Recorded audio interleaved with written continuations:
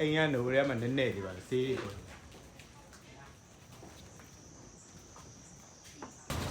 ဆက်စရာကြီးလောက်တယ်နော်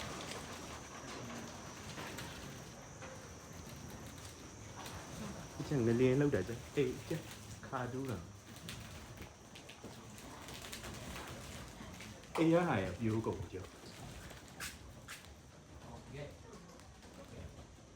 မခုံနော်လေ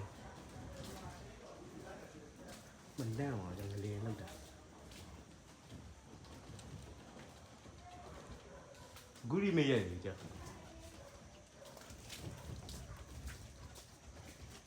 ဒီငလင်းလောက်နေကြဒီမှာတော်အားပြင်းလာဒီလောက်လှုပ်တာမကြုံဘူးတော့ငလင်းကြောက်တယ်ဟဲ့တော်ကတော့ကိုကြအကုန်ကြီးကုန်